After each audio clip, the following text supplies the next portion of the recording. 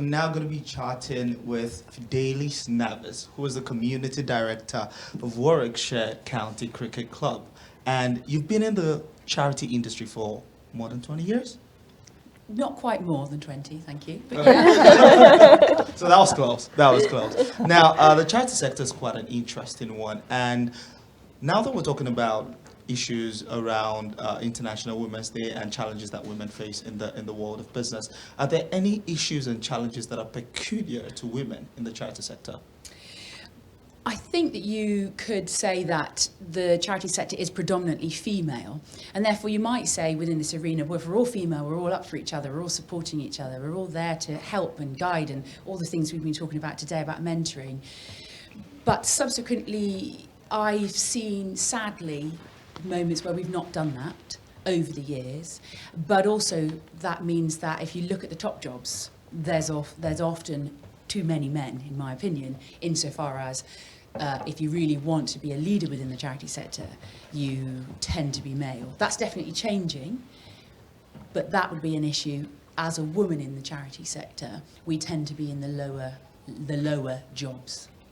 And that's quite interesting because when it comes to conversations around women in business, sometimes one of the things that come up is there's some sectors that are more suited to women and some sectors that are more suited to men. Is that something we've made up in our minds? Yeah, it's absolutely terrible. I totally dispute that fact. To be within the charity sector, you need to be as hard as nails with a very strong heart. And you might say that you need that within every sector, but the charity sector is not for the weak, for sure.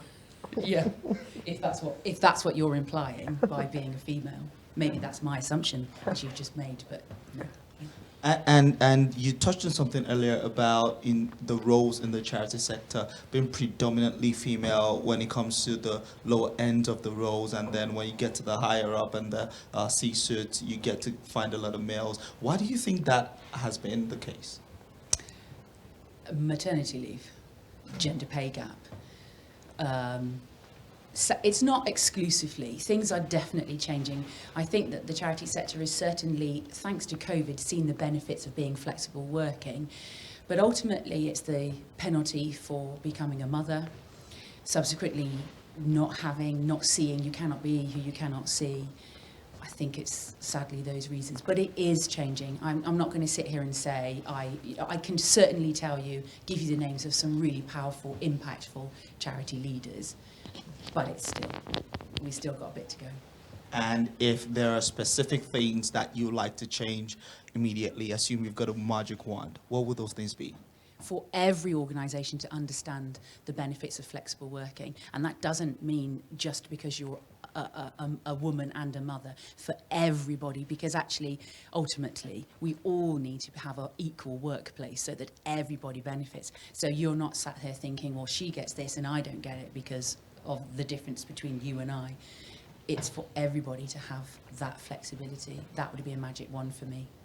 Absolutely. I think that's a perfect place to put it, because when we've got a workplace where everyone feels at home, then we have workplaces that really work for every single person. We'll get back to the panel now. Carl, over to you.